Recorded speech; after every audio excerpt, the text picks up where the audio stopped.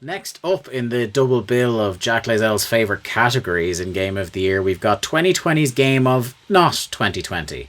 This being a game released prior to January 1st, 2020 that got either a new port, an HD remake, or substantial DLC in 2020. Or just fucking blew up this year. Yeah. Previous winners in this category: Red Dead Redemption's Xbox One port in 2016.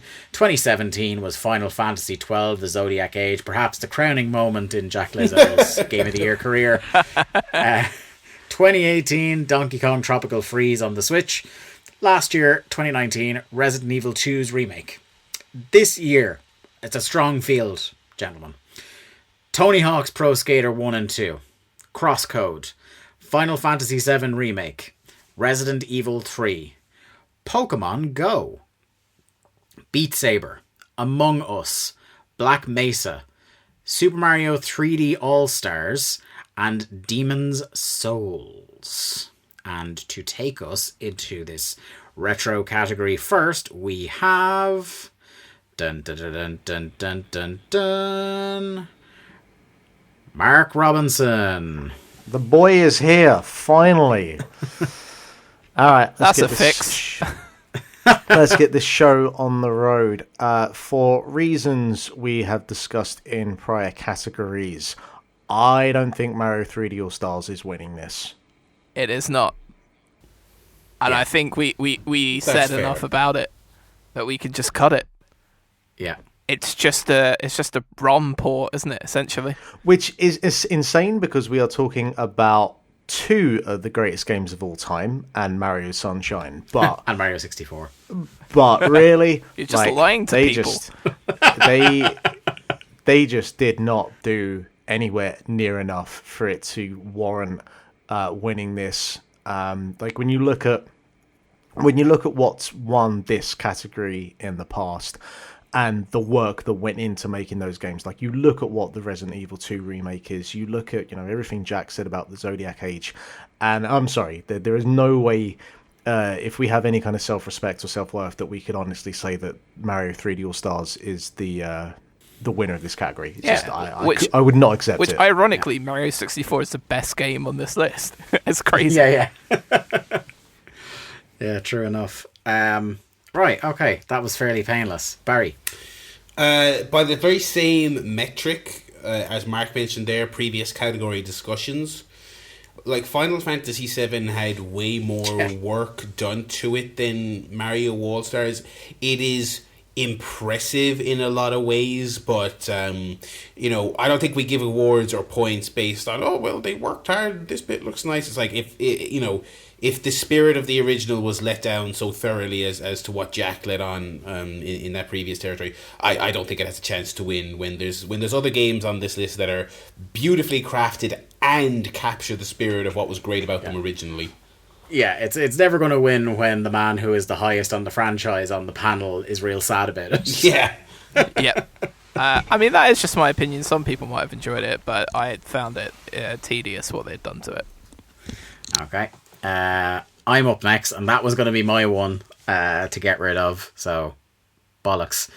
I'm looking at what I would have as my winner, and I'm looking as to what I think might be a popular choice amongst a couple of the other members of the panel, and unless someone wants to jump in front of this one and stop me, I nominated it, so I might ditch Resident Evil 3. Because I think they did a good job on it. That Resident Evil engine they've got is terrific. Yeah. And I am all for all the Resident Evil games in that engine being remade. That's cool, except the really terrible ones. So they're really running out of them fast. But I don't think it hit nearly the heights, and maybe that's because of the source material not being as good. Resi 3 is not as good as 2 or 4. Yeah, that's a simple fact. So it's not my number one. I think it's a really impressive one of those. I haven't finished it in the same way I was desperate to finish Resi 2 Remake. I kind of just dipped in, played a few hours, and I was like, yeah, okay, yeah. It's another one of them. Pretty good. but it's not as good as the remake of 2. I really liked I really love 7, as we all know as well. So it kind of, from where those new Resi Engine Resident Evil games have gone, I wasn't massively fond of it by comparison. So it can go at this point. Jack. Yeah, in a similar kill your darlings move, I'm going to take Pokemon Go off the list. I thought this one was going wow. deep. No. I was not expecting this. See, now, what they did, Pokemon Go is a game that, requires you going outside, walking around, interacting with the world around you. Now, when a pandemic hits, that becomes very difficult. So, one of the key features that's made its way into Pokemon Go in the last couple of years is the ability to raid with people, which means you have like a legendary Pokemon, like, say I'll take Mewtwo, probably one of the most infamous legendary Pokemon. So Mewtwo will be there, and you need a group of higher level trainers or a massive group of trainers at even lower levels to take this down, and then you get a chance to catch it at the end, right? Which is a really cool feature. What they did once the pandemic started was they brought out the idea of remote raiding. So if you could see on your map one of these raids, you could click into it with a remote raid pass, and then you could invite anyone from anywhere around the world. Now, Pokemon Go's always been a global game. It's always been something where I can play it in England, I could get on a plane, I could go to Japan, I could play it there, I could get on another plane, I could go to Australia, wherever, and it would be a similar experience. But the actual idea of, being able to go into Discord servers, add people from different countries, you level up with your friendship and stuff, but then be able to raid with these people, it just makes the game feel more communal. And I think in a year where we saw significant DLC for Sword and Shield be more focused around one of the key mechanics that is raiding, because you have like a path to legendary raids in Sword and Shield's second DLC, Crown Tundra. I mean, I can't help but think that they're borrowing a huge amount of that from Pokemon Go, and that has that similar pattern. And Pokemon Go never had the remote raiding before. They added it this year. I think it's such a brilliant idea. It's something that should and probably will stay in the game. I think the downside is the fact that they were giving away one free remote raid pass a week. That you get a free raid pass every day, but they were only giving away one free remote raid pass for a week. So there is the added cost of doing it, but the actual element and the way that it's changed the scope of the game, I think is awesome, and probably the best feature they've put into it. And the start of the pandemic, it was what was making me go out walking around a bit more and made me get back into the game. And the fact that if I'm at home now, I can still, join in with some people that I know in different parts of the UK or even all around the world. I can just go into Discord and find someone to play with that. I think that's really cool. So it changed enough, but, maybe when I'm looking at some of the other things on here that I know that I really would want to win this category, there's a huge passion project on here for me, and this one would probably it's maybe in my top like 4 or 5 in terms of changing it by adding a mechanic, but hasn't changed enough maybe for me to justify it winning this category. Okay, so I'm surprised because I would have really gone to bat for it. Like I've jumped on the Pokemon Go bandwagon recently, and I think that the balance of having the remote raid passes once a week kind of makes sense, because you could easily just fucking have the legendaries in no time at all if you could just remote raid anywhere, anytime. And in fairness, you can purchase more if you want to, but no one's going to go that crazy unless you're just got endless amounts of money. But I think that from the limited experience and knowledge I had about when I originally played the game and just feeling like it was a little bit lacking, coming to it now, it feels, I've played every day and there feels like there's actually, stuff to do. The raids have added like a ton to it. So I'm not gonna fight to keep it on, but I am somewhat surprised that that you wanted it to go, Jack, and that it would be going so soon. But fair enough. Yeah, I don't know. I feel like when I'm being really truthful with myself, it's not the one that I want to win the category, and I don't want to have somebody else feel the guilt about cutting it. I will mention one other thing they added this year, which was the Go Battle League, which, you've been catching all these Pokemon for ages. You've been able to battle them like locally with people in your friends list, but now there's like a whole system in-game built in where you can battle people from all around the world, and you get in-game rewards like different items and rare Pokemon and stuff, which is also really great. It's a bit glitchy. That's why it wasn't top of my list of things that I wanted to mention. They haven't maybe got it exactly perfect yet, but it also is another really cool thing that they've added this year. And that launched around the similar time as the hit of COVID as well. So fair play to Niantic for actually recognizing something, right, we can do something here, and changing their game up enough to make it good for people. Mm-hmm. Okay, back around to Mark. There's some strong stuff on here. I guess I will, even though I now stan BTS, I will go for Beat Saber. It is a cool pack. They added the BTS pack, and Dynamite is up there with Paradise Killer as one of my songs of the year. I was not expecting K-pop chat. If a friend of the show Ian is listening, he is popping right now. But I don't know. I look at what's on there, and it's a very weird selection of packs they've got on there. Like, they've got Panic at the Disco, but like all the stuff that no one actually knows, and I think there's some fucking Great Showman stuff on there.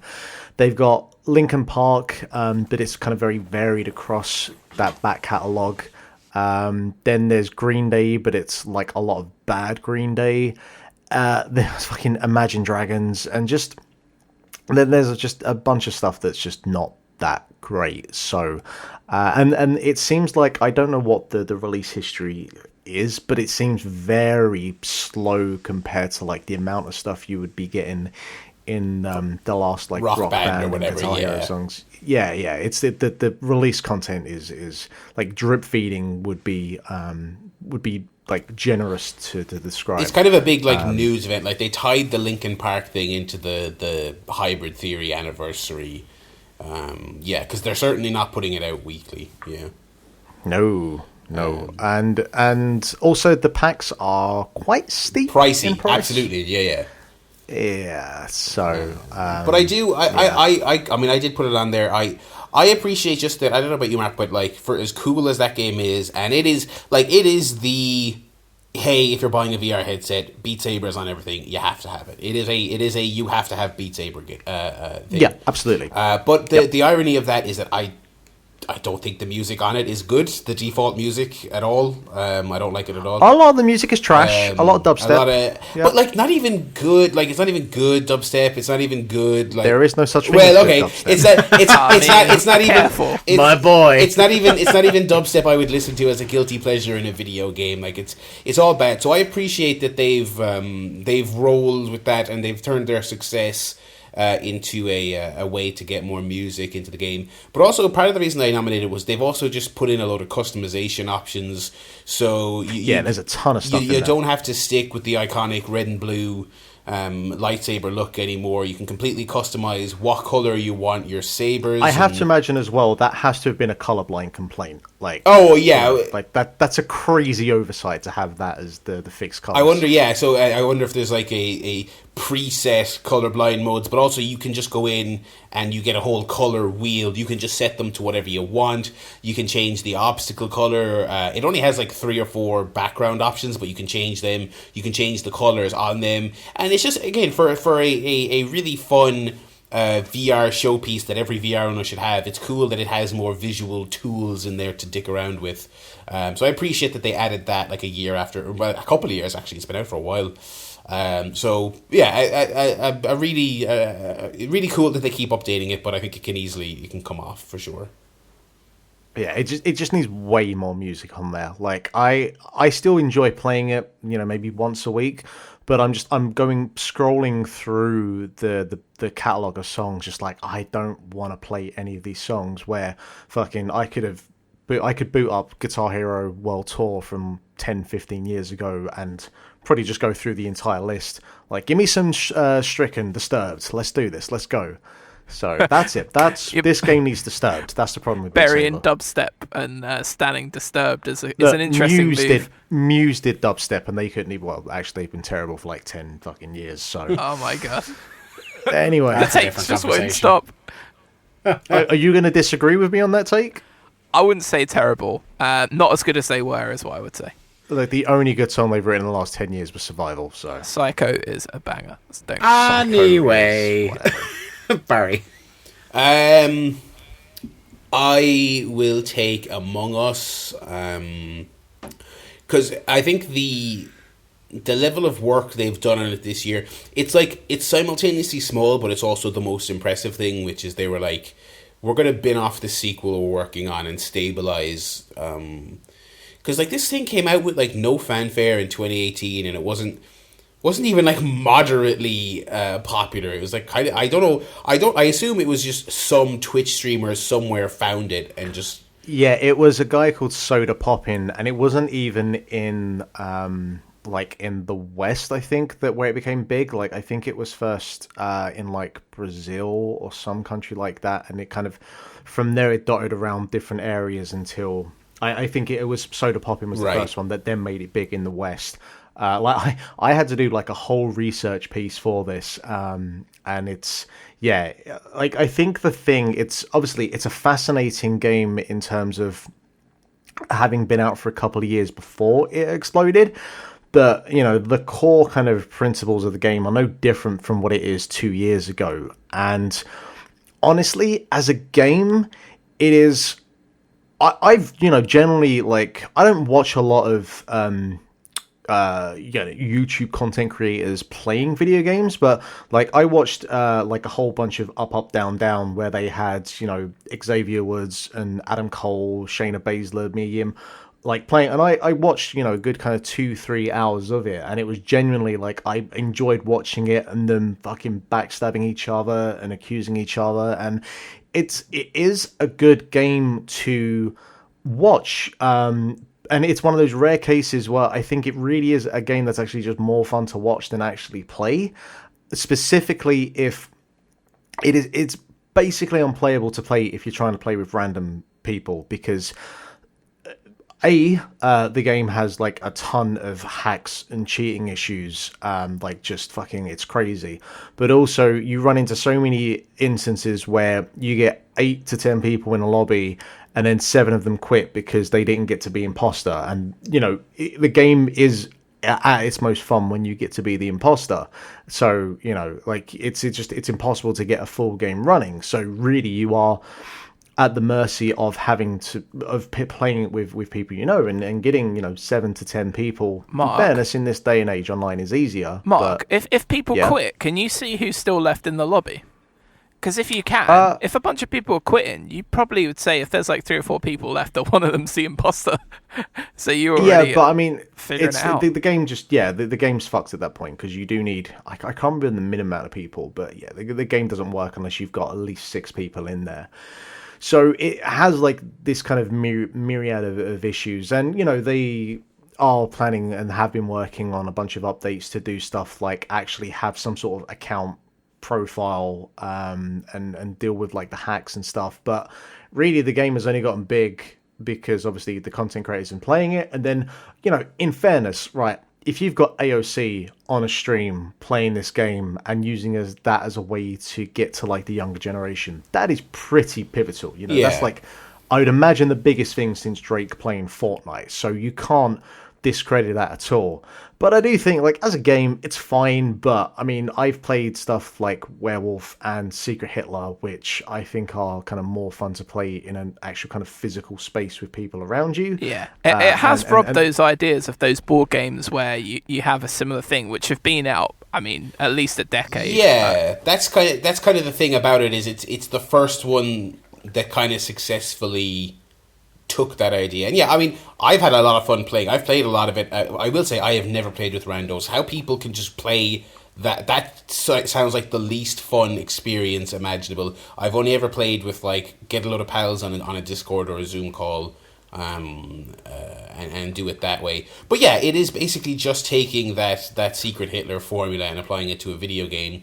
But what I will say is in praise of it is that for as simplistic as it is, and as kind of over it as I am now, I had a couple of weeks where I was all about it, but it's I think it's just too basic a game. I think it needs a few more tools, which hopefully will come in 21. But I will say that it captivated me and was an enjoyable lockdown game way more than any fucking Zoom quiz or any other. Like, you think about all the shit people tried to make entertaining this year while we were all stuck in our houses, and I'd be honest, I hated almost every single one of them. It's just so not fun, and I just think... Except Link to the Cast video game quizzes that we did at the start of lockdown, right, Barry? Right? I wasn't invited to those, Jack, sir. Damn it. Retrospectively invite Barry. But, and I just remember, when, what was that? Was it House Party came out? And that was just bad. And it's just, whereas Among Us I can honestly say, was a legitimately fun game that to play with my pals, that did make me kind of, forget about the situation we're all in. But to say all that, I've then come back around and say, yeah, I don't think it's the best old game of the year. It definitely had the biggest impact of anything left on the list, I would say. Yeah. In terms of mainstream pop. I mean, like Mark says, if AOC's playing it, then damn. So it I mean, I'd enjoy watching AOC play Demon's Souls, but until then, Let's face it, Demon's Souls is on this list because we're all scared of Sean, right? Right. So next, who just went there? Was that Barry? I took Among Us, yeah. Oh, bollocks. Right, so that's me. Right, by virtue of it's the one I've not played ever, and wanting to make someone else do my dirty work for me, I'm going to go for Black Mesa. I mean, I don't think I put it on here and I haven't played it, but I have. No, because it's the same thing. Like that and Half-Life Alyx, I watched through those entire playthroughs because I wanted to see what those, more so for Half-Life Alyx because I physically have no way to play it. But that game is unfucking believable when you look at the original Half-Life, and they didn't just fucking up-res Zen. They fucking recreated that whole thing from the ground up. And you look at the character models and adding more variations and just all of these improvements across the board. And it is the kind of game where, you could go into it having never played the original Half-Life, and you wouldn't know that, the template of this game is based off of a game from 1990 whatever the fuck when it came out. I think genuinely Zen, that area is some of the best looking scenery and backdrops in a game this year. It's it's a shame that it took that long to come out. 15 so long years they've been working on this, apparently. You would almost think that Half-Life 3 had a better chance of coming out before it. So for me, I'm more impassioned about that. The two games left that I haven't played, I'm more impassioned about that than Demon's Souls, but I don't care for Demon's Souls or that lineage of games in any way. So, it's not my winner, but I do think that it's not only just a love letter to that original Half-Life game. It really expands upon that, and it's not just an up-resing of the original. It really is really special. Okay. Right, Black Mesa gone, and Jack. Okay. Someone put over CrossCode. Oh, CrossCode. Mark, honestly, I like CrossCode a bunch. You're the bigger CrossCode guy. Man, I tell you what, if CrossCode was a game that actually was released this year and not just a Switch port from a PC game from, I want to say it was 2015, 2016. I don't remember the exact year. We would be talking about it in the Game of the Year contendership, and I would be talking about it as one of my top 3 games of the year, quite possibly.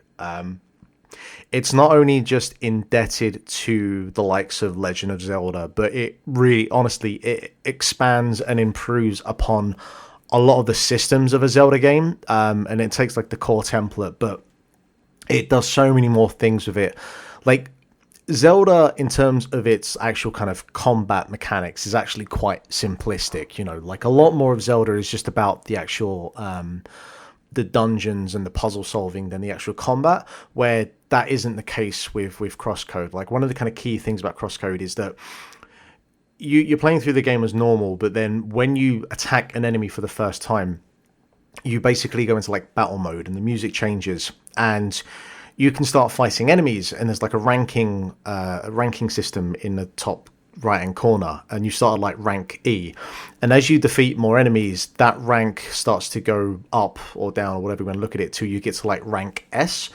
And at that point, like the game kind of goes like supercharged Super Saiyan, and there's like this kind of trade-off where, because during the game, if you take damage, like that enemy, that health will recharge, but when you get into the battling system, that's when the health starts to go down on a permanent basis, and as soon as you come out of that battle system, then your health will start to recharge again. But if you die, or if you're, that's the only time you'll really die, is when you're in that battling system. But the reason you do that is because enemies drop items, and the rarity is kind of based off of like, did you defeat this enemy when you were at tier D, or did you defeat this enemy when you were at tier S?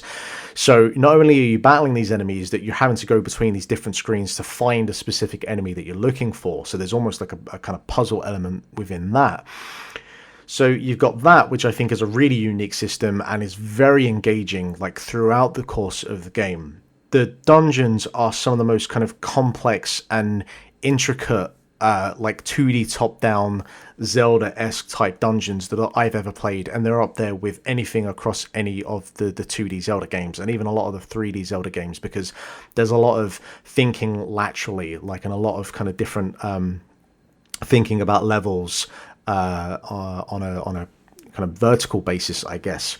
The entire world, like every single room or area that you go into, is a puzzle in itself, because you can't jump, but you know, you'll find areas where you can climb up, and then from there you have different like layers of the environment that you have to kind of figure out, okay, when I come onto the screen, there's this pillar in front of me that I can't reach from here. I have to sometimes work my entire way around that level to, you know, figure out where I need to drop from this cliff to that cliff, to jump over to this area, to walk across this bridge, to get back to, you know, the start, to find, you know, whatever.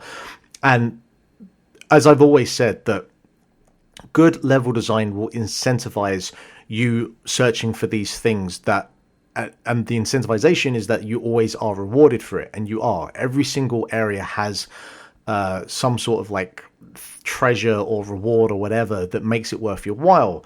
There's an entire crafting system based off of what I was talking earlier about, like the rarer the drops, that those drops you can then use to craft for like stronger items. You know, and there are these marketplaces with these items where you can, you know, trade these in to get this kind of element that you need to get a stronger piece of armor or sword. The soundtrack is incredibly unique and varied, and goes across like sort of like music you'd hear in a cafe in France, to sort of the traditional kind of chip tune 16-bit era music that you would hear. The story is, it's not, you know, it's not winning any awards, but it's telling this whole story about you being in a game, and it's kind of got like elements of like a good version of Ready Player One and Second Life and all of this kind of stuff. And it's, you know, it kind of breaks the fourth wall points, and the actual kind of like moving parts of how it tells a story and the dialogue, it is not a game that was written by writers, but by people that make games. So sometimes the writing is a bit weak, but the actual kind of narrative that it tells, I think, is actually quite unique, and it definitely pushes you to progress like through the game, to see more of the story and where it unfolds. I honestly, I think CrossCode is an exceptional game for the genre, and my only disappointment is that it's not a game that was actually released in 2020. Yeah, for sure. I think it's one of my top 2 as well. And I couldn't put it any better than Mark, and I'd be wasting my time trying to. So, yeah, that's my piece. Cool. Yeah. So basically, fuck Sean McGee and fuck Demon Souls. Yeah. So does anyone care about Demon Souls? I mean, that's Not even a little. I didn't care about it in 2009. I don't care about it now. So I'll put it this way: I would love. There's no genre of game I would more love to be into, but I just can't. I'm just not. Yeah. And I respect the hell out of the graft of people who are super into it. Like, it's one of my favorite genres of game to watch other people play very well. But they just make me mad. And this is a gorgeous realization of that old game. I will say that. But again, it is one of those games, so it is not, and it's not designed. I'm not saying it should be made user friendly to me, but by virtue of the fact that it isn't, it would be disingenuous for me to push for this in my top 2 when I had a great time with the other 2 games here. Anyone else got anything to add to that? No, I mean, I think it looks incredible. I know people who are big fans of the genre that aren't Sean McGee that really like this, that I've heard from and think it's really great. And I've watched a lot of footage of it, and yeah, I think it looks awesome. It's not a game that, it's not a game that I probably would want to play or am playing, but it is a fantastic realization of what you can do on the next gen, even with an old game. So I think it deserves a place. Maybe in terms of like personal favorites, it might not be in the top 3, but I think in terms of merit of what it is and what it has been, it probably. It's a good thing to have as third place, which is what it seems now, and then I guess that just leaves one other thing that we haven't talked about. And I think, Jack, you might be the man best place to talk about it, because did you get the platinum for this? I did you not. Come damn close. But again, it's one of those platinums where I'm like, I know I could get this. I'm not going to get it because it would require so much extra time that I'm just safe in the knowledge knowing I can get this platinum, but I'm not going to, kind of thing, if that makes sense to people. But Tony Hawk's Pro Skater 1 and 2, my word. I can't even explain, how much funness and nostalgia and just good memories attached to my life that I have for those first Tony Hawk's Pro Skater games, all the way through really to Underground 2. I absolutely adored each and every one of the Tony Hawk's releases. I think that maybe that there were some in there that were stronger than others, and so Tony Hawk's 2 is still one of the best reviewed games of all time, and rightfully so. Like, it's fucking fantastic. My personal favorite is 4, but yeah, they're great. So then it kind of went stale for a bit. Tony Hawk's, they tried the peripherals thing in the age of the Wii, and it's like, no, I'm sorry, Tony, but I can't skateboard. That's why I'm playing the video game. So please don't give me an actual skateboard I have to skateboard on. I'm not going to be able to do it. And that fell on its ass. And then so sort of like some new light was thrown on it when Robomodo decided to remaster and remake a couple of old things because they'd won the license, because Neversoft were no longer involved and Activision still had the IP, so they were like, hey, let's see what Robomodo can do with it. So they remade 2 and 3, and it was like, yeah, these ain't great. They're not great. They don't feel right. They kind of brought the revert pack out to sort of address the balance, because I think the revert is so key in the Tony Hawk's world in terms of building combos that not having that in there just to sort of pay homage to the original games didn't feel right. And then they released Tony Hawk's Pro Skater 5, and is probably the most disappointing thing that's happened to me as a Tony Hawk stan. It was that bad. It was awful. It was terrible. I really should have buried it harder on the Game of the Year that year. It was disgusting, and it was just, a terrible, terrible moment for fans. And that kind of felt like the end of the series. It felt dead. At that point, it was like, that Simpsons.gif, stop him, he's already dead, right? So when they announced this year that they were going to be a remaster of Tony Hawk's 1 and 2, initially I was nervous. I was like, oh, I mean, really? We've been down this route before, guys, and it didn't work out so well. And then I heard Vicarious Visions were getting involved, and I was like, okay. So, they did the ports for handheld devices for 3 and 4, and they had, they'd worked with Neversoft, and there was a connection there. And then I saw the demos, and all of a sudden I was like, oh my God. Like, you're seeing the warehouse again looking like it did in those demos. That was when the hype levels just started to build and build. And we got the demo, the playable warehouse demo, and it was fantastic. And I did all of the stuff that I could do in it. I got a high score. I remember challenging Mark, can you come and beat my whatever I got, 1.6 million with no stat points in there? Can you beat that kind of... And then the game came out, and oh my God, it's just everything I wanted it to be. It's a perfect realization of the way the original game felt to play. Like, it feels the same, it handles pretty much the same. It has all of the updated moves that you like. The flatlands are in there, the revert is in there, the grind tweaks are in there, but while still giving you those original levels in the form and function that they appeared in before. They've added a whole bunch of stuff to it. There's like speed run modes, there's time trial modes. The create a park mode is one of the best create a park modes. It is the best in any Tony Hawk game ever, and one of the best creator level modes currently available on any game. People have actually rebuilt entire levels from Tony Hawk's 3 and 4 in it, and they look, in terms of the way that everything's positioned, they are almost spot on. There's some incredibly creative stuff going on that you can do in there.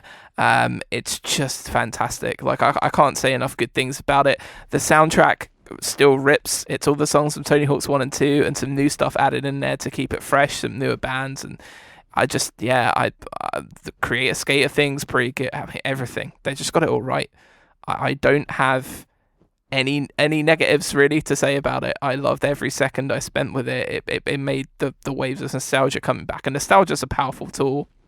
And I think in the last few years, it's kind of been used to mislead people into maybe thoughts and feelings or whatever that are just shaky. But when someone uses nostalgia in a positive way and it just comes flooding back in a sense of just unbridled joy, that's exactly what this game was for me. And yeah, that is it. I can't say enough good things about it. It's very obvious what way my vote is going from this promo that I cut. But yeah, if anyone else wants to get their 2 cents in on I was going to say, it's not just that as well, because one of my concerns was that it would want you to do the entire campaign of both 1 and 2 with each skater, to like pad it out, but it doesn't do that, and it's quite smart about it. And instead, you've got individual challenges for each skater based on their specific skill tricks that they have. Exactly. But then there's also like specific objectives for like each area that aren't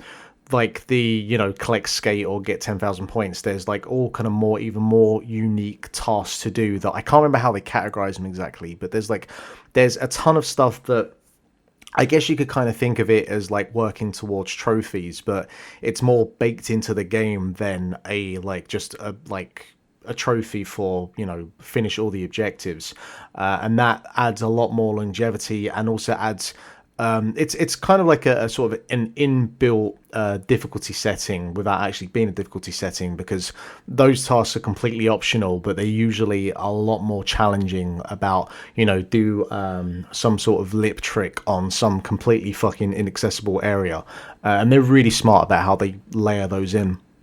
Yeah, absolutely. Yeah, they like you said, Mark, the individual challenges for each skater, like, they make you think about how you're approaching things differently as well. It's like, right, okay, well, this guy's really good vert skater, so you need to get these tricks together in a combo to get that. But then there'll be like, say if that's Tony Hawk, and then you'll flip to like, I don't know, Nigel Houston, who's a fantastic street skater, and it'll be like, right, get these things in a line, and it adds a replayability without a grind. Like you say, you don't have to replay the whole game and all the objectives. Once you complete the objective once with everyone, you've completed them, and then all you have to do is these separate skater challenges, or like collecting stats for other skaters to make them good and stuff in the game. And yeah, that is it's like all the quality of life things that people were asking for years ago. They were just like, yep, they're in the game now, and it works, man. One thing I will say, and correct me if I'm wrong, but one issue I had is that, say you've got a challenge where it wants you to combine, some fucking insane like 10 trick combo with 10 different gaps. It doesn't showcase or preview like what it is that you need to do, because for all of those I had to go onto YouTube, because it's like I'm not going to spend 3 hours trying to remember like where the gaps are. I do wish that the game would like give you a way to kind of preview and show you, hey, this is that, incredibly complicated like chain of tricks that you need to do. That's kind of like the one tiny quality of life feature that I wish they had. Yeah, I guess so. I think half the fun for me though is that the names kind of suggest where it is and what it is. So I think like 90% of the time you can kind of figure it out. But yeah, there are those tricky ones. I don't have the time and the patience for that kind of thing. I don't know. I think I much would have preferred having it there, because if you got one of the bigger areas, you could be there for fucking ever, right? Trying to remember what gap is where, and I think it would have been better to have that as a preview, because I immediately went onto YouTube. It's like, all right, just show me what I need to do, because half the challenge is actually trying to do, like, there's the one chain of tricks that you were trying to do on the what's the last level in Tony Hawk's 1 that has like some just preposterous thing that he wants you to do. Oh right, yeah, Roswell. Yeah, Roswell, that's it. Yeah, that is a very, very difficult challenge. Yep. Before we go to a vote, Barry, do you have any thoughts to add to our final two here? No, I have never played CrossCode, and I don't think I could quite follow Jack's Tony Hawk promo. It was exhaustive and covered everything there is to cover about a really excellent update. We will go to the vote then. Mark. It's another one of those head versus heart decisions, and honestly, I think part of what makes the love and the appeal for Tony Hawk's so strong is that it, the bar that it had to cross to be accepted was so fucking low coming off of the back of Tony Hawk's 5.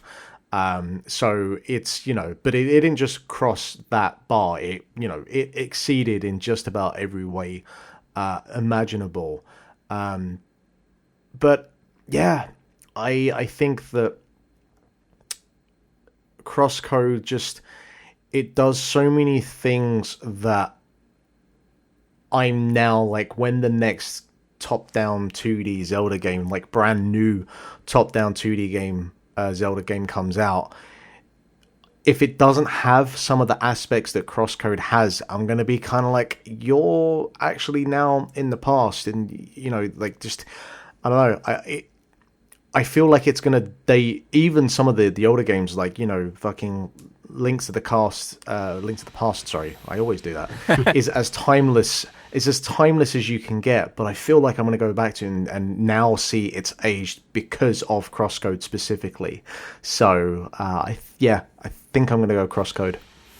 Okay, I'm going to maybe go with an unexpected one here, just because something that really impressed me about this game was its ability to finally get me into a franchise that I had missed growing up by my choice of console, and that vote goes to Tony Hawk. Next up, Barry. I will go Tony Hawk as well. Okay. Jack? Have a guess. Yeah, Tony Hawk. I coming into this, the one category that I would say this year where I was like, there's a few things where I'm like, I'm comfortable with other things, but this one I was just like, I just feel like they got it so right that it would be almost a travesty if Tony Hawk doesn't. So this was my one massive passion project for this year, because I'm so happy with it. With another victory in this category, 2020's game of not 2020 goes to the Jack Lizelle passion project, Tony Hawk's Pro Skater 1 and 2.